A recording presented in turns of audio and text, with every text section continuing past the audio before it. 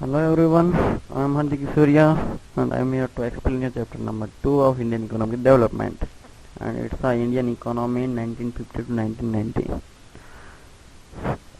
Before the start chapter, I would like to inform you some changes in the syllabus of our final examination.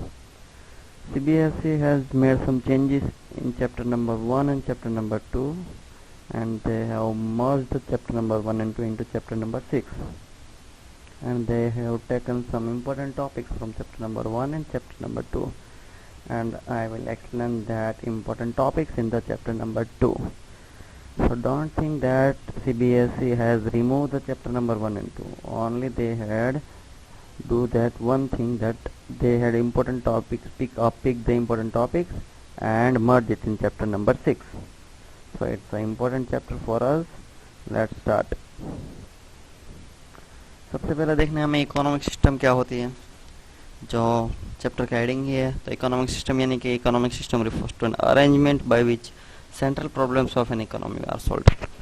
अब economic system क्या है, तो arrangement है जिससे हम क्या कर सकते हैं, तो सेंट्रल प्रॉब्लम सॉल्व कर सकते हैं।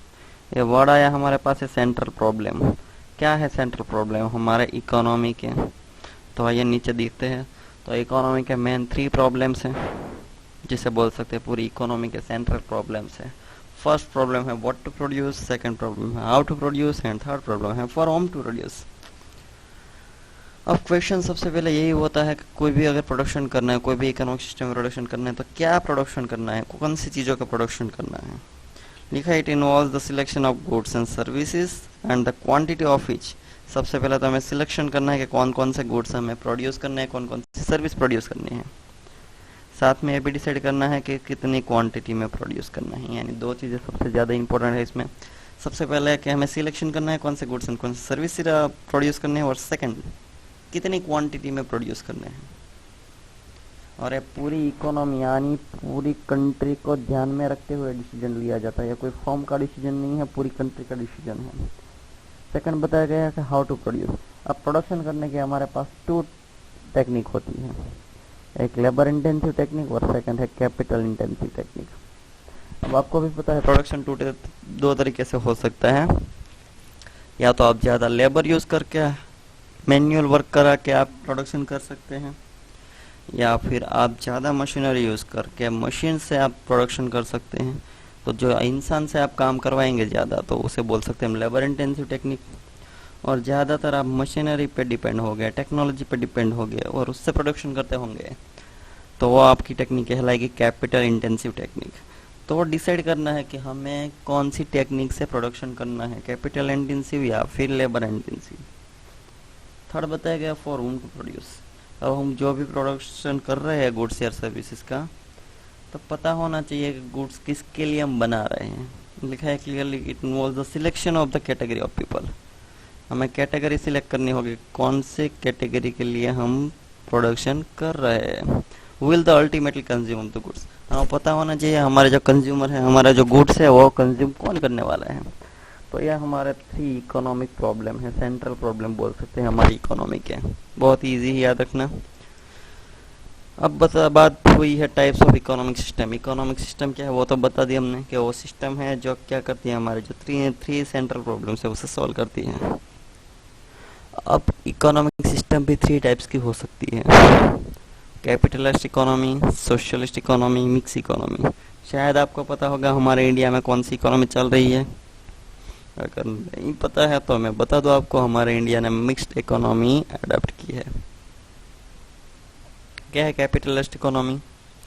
तो capitalist economy is the one in which the means of production are the owned, controlled and operated by the private sector. सब कुछ यहाँ पर प्राइवेट सेक्टर के हाथ में होता है। जो प्रोडक्शन करना होता है वो सब कुछ किसके हाथ में होगा? प्राइवेट सेक्टर के हाथ में। वो खुद का ओनरशिप भी प्राइवेट सेक्टर की होगी, कंट्रोल भी उसके ऊपर प्राइवेट सेक्टर का होगा, और उसे ऑपरेट करना भी प्राइवेट सेक्टर को ही होगा। यानी पूरी इकोनॉमी है वो प्राइवेट सेक्टर पर डिपेंड है। अब वहाँ पर जो है 3 सेंट्रल प्रॉब्लम है वो कैसे सॉल्व किए जाते हैं। तो सबसे पहला हमारा प्रॉब्लम था व्हाट टू प्रोड्यूस। तो यहाँ पर वो कौन से गुड्स प्रोड्यूस करते हैं? Only those goods are produce that can be sold in the market. ऐसे गुड्स प्रोड्यूस किए जाएंगे जो मार्केट में सेल हो सकते हैं या सेल हो रहे हैं। सेकंड बताया गया था हमारा central problem how to produce, तो उसका आंसर यहाँ पर यह मिलेगा कि cheaper technique of production is use. वो सिर्फ यही देखेंगे कि प्रोडक्शन मेथड कौन सी चिपर रहेगी, लेबर इंटेंसिव या फिर कैपिटल इंटेंसिव। जो भी टेक्निक चिपर होगी वो कैपिटलिस्ट इकोनॉमी में एडप्ट होगी। और थर्ड प्रॉब्लम हो रहा था फॉर बूम टू प्रोड्यूस, और यहाँ पर उसका आंसर है goods are distributed on the basis of consumer income और परचेसिंग पावर। यहाँ पर गुड्स प्रोड्यूस होगा जिसके पास पावर होगी, परचेसिंग पावर, या फिर कंज्यूमर की इनकम होगी, उसको ध्यान में लेते हुए यहाँ पर गुड्स प्रोड्यूस प्रोडक्शन होगी और उसके बाद डिस्ट्रीब्यूशन होंगे। तो सेकंड इकोनॉमी है सोशलिस्ट इकोनॉमी। सोशलिस्ट इकोनॉमी कैसे बोल सकते हैं? Socialist economy is one in which the means of production are owned, controlled and operated by the government. Completely opposite है। यहाँ पर जो भी प्रोडक्शन करना है उसकी ओनरशिप, उसका कंट्रोल और उसको ऑपरेट करना सब किसके हाथ में होगा? गवर्नमेंट के हाथ में। यहाँ पर प्राइवेट सेक्टर के हाथ में था, यहाँ पर सब कुछ होगा गवर्नमेंट के हाथ में। अब यहाँ पर थ्री सेंट्रल प्रॉब्लम कैसे सॉल्व होते हैं? ऑटो प्रोड्यूस, तो उसमें goods are produce according to the need of people. यहाँ पर लोगों की नीड देखी जाएगी, क्योंकि गवर्नमेंट है, गवर्नमेंट हैंडल कर रहे हैं, गवर्नमेंट सबसे ज़्यादा ध्यान रखेगी अपनी जो भी पीपल है या फिर जो पॉपुलेशन है उसको ध्यान में रखते हुए वो क्या करेंगे? गुड्स प्रोड्यूस करेंगे। सेकंड बताया गया हाउ टू प्रोड्यूस, तो इसका आंसर है the government decides the how the goods are to be produce. वो गवर्नमेंट डिसाइड करेगी। ऐसा नहीं है कि वो चीप रेट पे जो भी प्रोडक्शन मेथड होगी वो यूज़ करेगी, लेकिन यहाँ पर गवर्नमेंट डिसाइड करेगी जैसे लोगों को सबसे ज़्यादा बेनिफिट मिल सके। और थर्ड बताया कि goods are distributed on the basis of need of people. अब कैपिटलिस्ट इकोनॉमी क्या हुआ करता था? परचेसिंग पावर पे गुड्स डिस्ट्रीब्यूट किए जाते थे। यहाँ पर गुड्स डिस्ट्रीब्यूट होते हैं लेकिन कैसे? But on the basis of need of people, जो लोगों की जरूरत है उसको ध्यान में लेते हुए यहाँ पर गुड्स डिस्ट्रीब्यूट हुए। और थर्ड बात ये है मिक्स इकोनॉमी। तो ये कैपिटलिस्ट इकोनॉमी और सोशलिस्ट इकोनॉमी इन दोनों का मिक्सर कर लो तो आपको मिल जाएगा मिक्स इकोनॉमी, क्योंकि इन दोनों की कैरेक्टरिस्टिक आपको देखने को मिलेगी मिक्स इकोनॉमी में। Mix economy is the one in which the public sector and the private sector are allotted their respective roles for the solving the central problem of in economy। यहाँ पर clearly बताया गया है कि यहाँ पर public sector और private sector ये दोनों साथ में मिलकर जो इकोनॉमी के प्रॉब्लम है, थ्री सेंट्रल प्रॉब्लम, उसको सॉल्व करेंगे। In the mixed economy the government and the market together solve the three central problems. और यहाँ पर जो अभी थ्री सेंट्रल प्रॉब्लम है वो कौन कौन सॉल्व करेगा? तो गवर्नमेंट एंड द मार्केट दोनों साथ में मिलकर ये तीनों जो प्रॉब्लम से सेंट्रल प्रॉब्लम सॉल्व करने की ट्राई करेंगे। तो यहाँ पर यह हो गई टाइप्स ऑफ इकोनॉमिक सिस्टम, और लास्ट में दिखाया गया कि इंडिया ने अडॉप्ट की है मिक्स्ड इकोनॉमी। अब इकोनॉमिक प्लानिंग की बात करते हैं। अब इकोनॉमिक प्लानिंग क्यों किया गया था? तो हमें पता है इकोनॉमिक प्लानिंग डिफाइन तो बहुत इंपॉर्टेंट नहीं है, लेकिन लिख लेते हैं। Economic planning can be defined as the making major economic decisions. इसमें सिर्फ हमें इकोनॉमिक डिसीजंस लेने हैं, और वो इकोनॉमिक डिसीजंस कौन से लेंगे? तो तीन decisions, what to produce, how to produce and for whom to produce. By the conscious decisions of the determination of authority on the basis of comprehensive survey of the economy as a whole. पूरी economy की problem solve करने के लिए हम कौन कौन से decision ले सकते हैं, सिर्फ उसे बोल सकते हैं economic planning. To make economic planning effective, the government of India has set up the Planning Commission in 1950 with the Prime Minister as the chairman।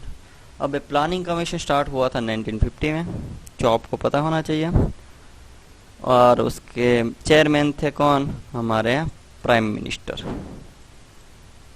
The purpose of the commission, अब इसका पर्पज क्या था planning commission का?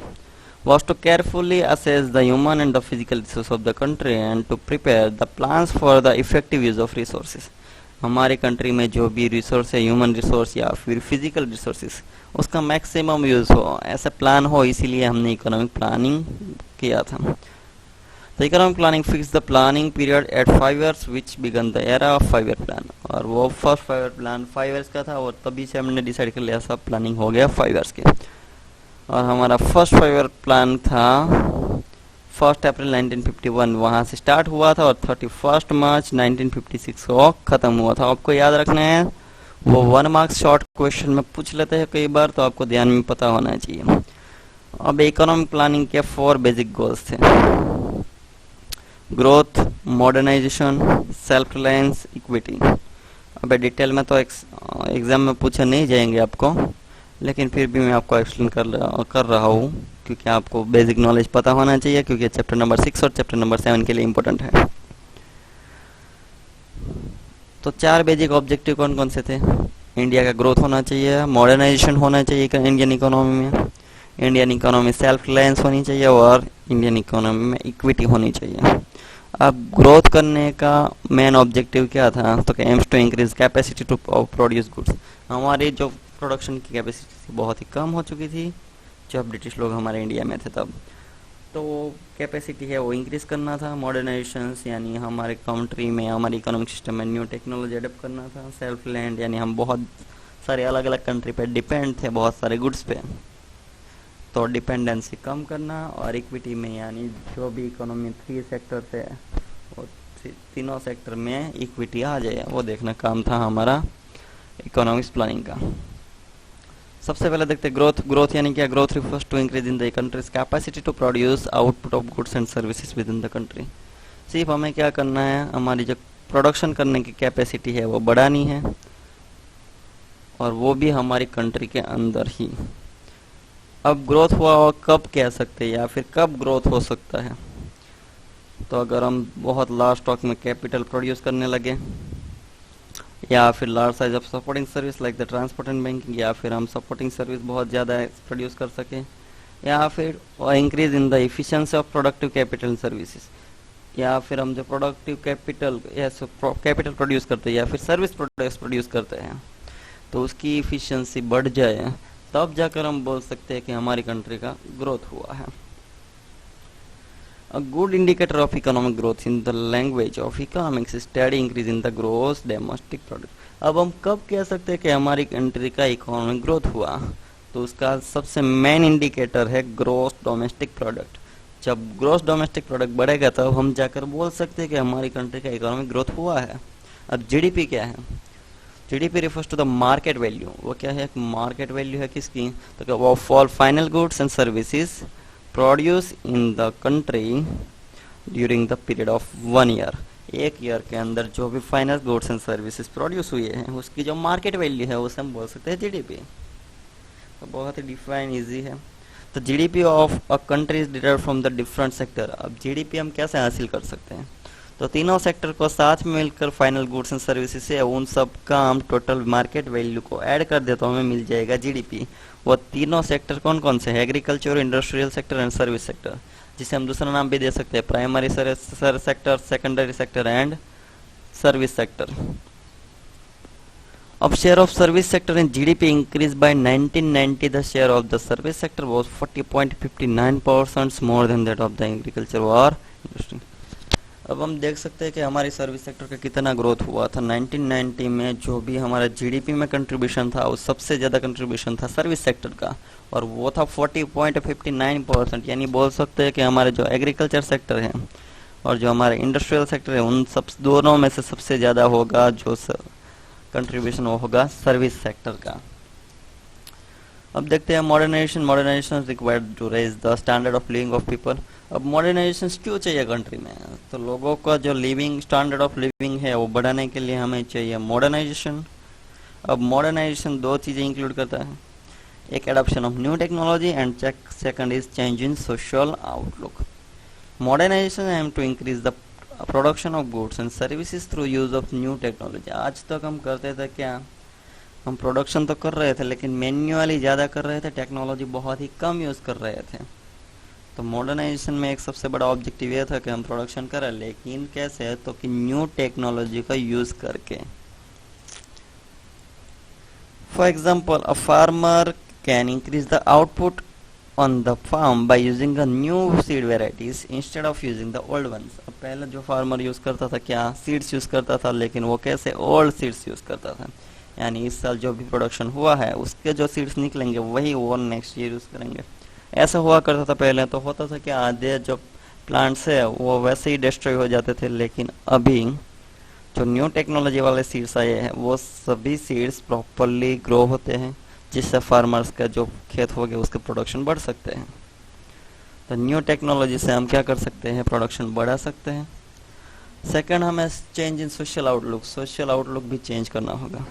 Social outlook यानी हमारी society में जो बहुत सारे ऐसी मान्यताएं चल रही है, बहुत सारी ऐसी प्रचलित है, बहुत सारी चीज़ें, उसको चेंज करना था। Modernisation also required change in social outlook such as gender empowerment और providing equal rights to woman. Yes, ये सबसे बड़ी प्रॉब्लम थी हमारे इंडिया की, जो हमारे यहाँ पर चल रहा था, gender biasness.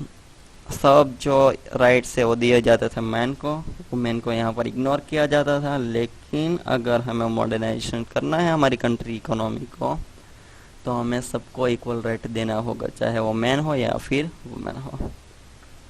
A society will be more civilized and the prosperous if it makes use of the talents of women in the workplace. ऐसा नहीं होता कि वुमन में टैलेंट नहीं होता है, अगर उस टैलेंट को यूज़ किया जाए तो हो सकता है कि हमारी सोसाइटी ज़्यादा सिविलाइज हो सके और प्रॉस्पेरियस भी हो सकती है। तो हमारे जो ऑब्जेक्टिव्स थे इकोनॉमिक प्लानिंग के, सबसे पहला ऑब्जेक्टिव हमारा था क्या था? तो हमारा सबसे पहला ऑब्जेक्टिव था, सेकंड था मॉडर्नाइजेशन, था हमारा फर्स्ट ऑब्जेक्टिव ग्रोथ, उसके बाद सेकंड हमारा ऑब्जेक्टिव था मॉडर्नाइजेशन। थर्ड देखते हैं आगे, तो हमारा थर्ड ऑब्जेक्टिव है सेल्फ रिलायंस। अब सेल्फ रिलायंस यानी क्या? Self reliance means to have development through the domestic resources.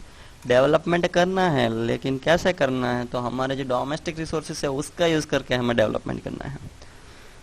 हम आज तक करते क्या थे? हम रिसोर्सेज तो लाते थे लेकिन फॉरेन से लाते थे। अब फॉरेन से रिसोर्स लाकर हम अगर प्रोडक्शन करेंगे तो हमारे पास इतना ज़्यादा बेनिफिट या फिर प्रॉफिट नहीं बचेगा, क्योंकि बहुत सारा एक्सपेंस हो जाएगा वहाँ पर। तो सेल्फ रिलायंस का मीनिंग होता है कि हमें डेवलपमेंट भी करना है और साथ में यूज़ करना है डोमेस्टिक रिसोर्सेज। यानी सिंपल हमें यहाँ पर दो ऑब्जेक्टिव है, डेवलपमेंट करना है और यूज़ करना है हमें डोमेस्टिक रिसोर्सेज का। The policy of self reliance was considered a necessity because of two reason. अब हमें सेल्फ रिलायंस होना ही पड़ेगा, होना ही था। उसका दो रीज़न थे। सबसे पहला रीज़न था to reduce the foreign dependence.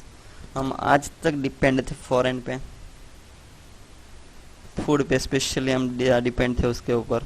जो भी फूड्स आइटम्स चाहिए हम उसका करते थे इंपोर्ट फ्रॉम द फॉरेन, तो हमें वो बहुत ही एक्सपेंसिव पड़ती थी, जिससे हमारी कंट्री को बेनिफिट नहीं बचता था और सारा हमारा जो फॉरेन एक्सचेंज था वो चला जाता था फॉरेन में।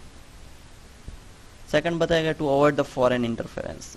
अब it was fear that the dependence of the imported food supplies, foreign technology and foreign capital में increase the foreign interference in the policies of our country. अब हुआ यह करता था, हम फूड भी वहाँ से लाते थे, टेक्नोलॉजी भी वहाँ से लाते थे। तो हमें सबसे बड़ा डर यही था कि अगर ऐसा कंटिन्यूसली चलता रहा तो हो सकता है कि हमारे जो भी इकोनॉमिक डिसीजंस लेने हैं वहाँ पर वो लोग इंटरफियर कर सकते थे, जैसे ब्रिटिश लोगों ने किया था। तो ऐसा ना हो, इसलिए हमें चाहिए था सेल्फ रिलायंस। फोर्थ ऑब्जेक्टिव था हमारा इक्विटी।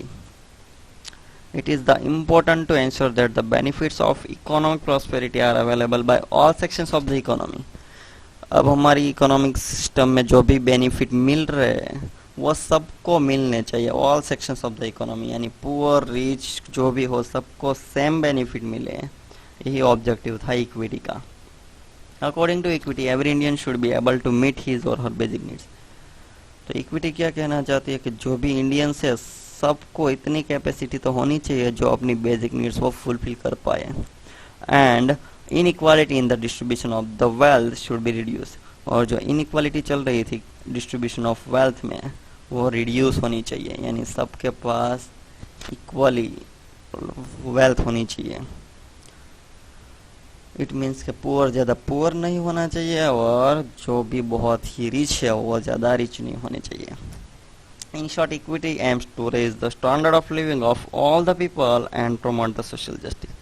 अब इक्विटी का मेन ऑब्जेक्टिव यही था कि लोगों का स्टैंडर्ड ऑफ लिविंग बढ़े और सोशल जस्टिस है वो लोगों को मिले।